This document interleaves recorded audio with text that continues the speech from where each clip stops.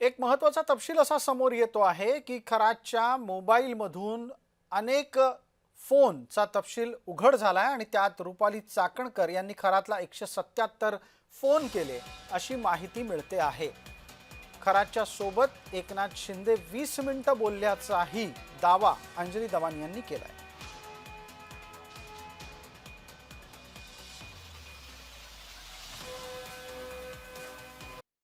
रुपाली चाकणकर यांचे एकूण 177 कॉल्स हे अशोक खरातांना झाले। एवढंच नाही तर त्यांची बहीण प्रतिभा चाकणकर 2 दिवस झाले आपण त्यांच्याबद्दलही बरंच ऐकतोय, त्यांचे 236 कॉल्स हे अशोक खरातांना झाले। पण आता मी जे नाव घेणार आहे त्यांचे नुसतेच आपण फोटो बघितले होते आणि व्हिडिओज बघितले होते, पण आत्ताचे महाराष्ट्राचे उपमुख्यमंत्री एकनाथ शिंदे यांचे तब्बल 17 कॉल्स हे अशोक खरातांना नॉर्मल सेलफोनवरनं झाले होते।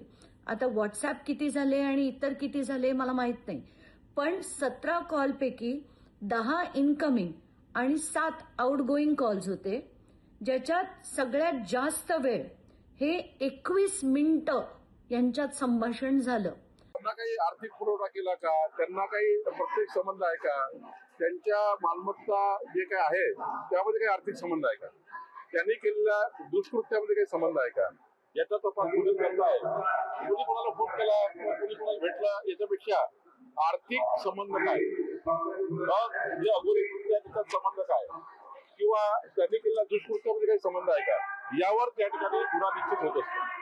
SIT मुख्यमंत्र्यांनी नेमलेली आहे आणि SIT नेमल्यानंतर SIT मध्ये कोणी कोणाला काय फोन केला आणि काय माहिती आहे याची सगळी माहिती लोकांच्या समोर होईल।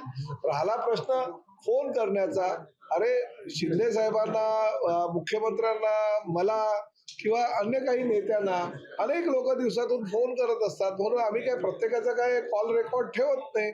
ठीक आहे, आता चौकशी जी आहे ती चौकशी होईल आणि सत्य लोकांच्या समोर येईल। दरम्यान या प्रकरणी उद्योगमंत्री उदय सामंत यांनीही भूमिका व्यक्त केली आहे।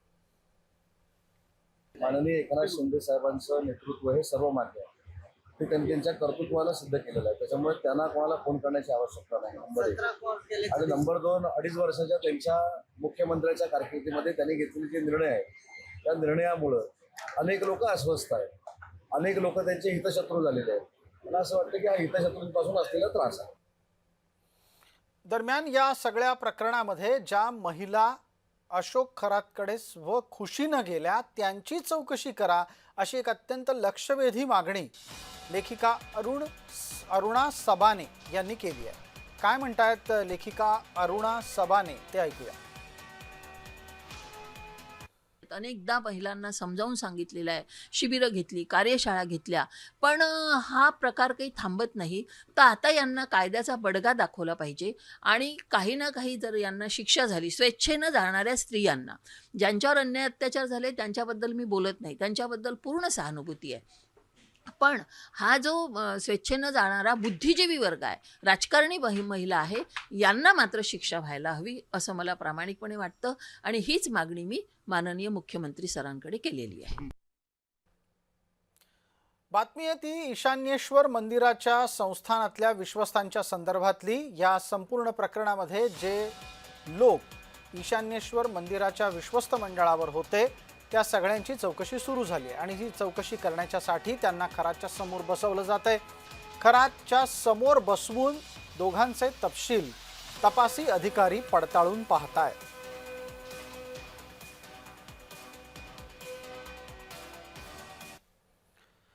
माहिती येते की खरातचा मुलगा हा तपासी अधिकाऱ्यांना बरीचशी आतली माहिती देतोय।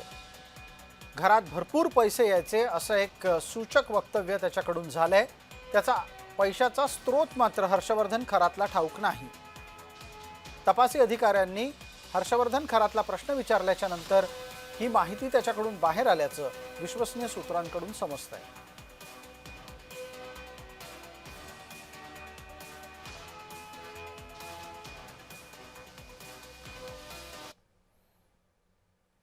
दरम्यान जे आमदार खरातचे समर्थक आहेत, भक्त आहेत, त्या सगळ्यांचा राजीनामा घ्यायला हवा इतकी तीव्र प्रतिक्रिया माकपकडून व्यक्त होतीये.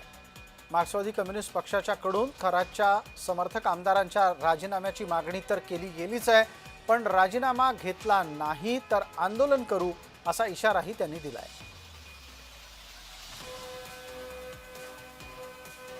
6 एप्रिल रोजी या मागणीसाठी आम्ही महाराष्ट्रभर तालुक्यामध्ये जबरदस्त आंदोलनाची हाक दिलेली आहे. बाबा खरात याच्यावर कारवाई, त्याच्या साथीदारांवर, त्याला राजकीय पाठिंबा देणाऱ्या सर्वांवर कारवाई आणि त्याचबरोबर जे आमदार याला शरण गेले त्यांचे राजीनामे, या मागणीसाठी हे आंदोलन होत आहे. महाराष्ट्रभरातल्या जनतेने या सगळ्या आंदोलनामध्ये मोठ्या संख्येने सहभागी व्हावं असं आवाहन सुद्धा मार्क्सवादी कम्युनिस्ट पक्ष करत आहे.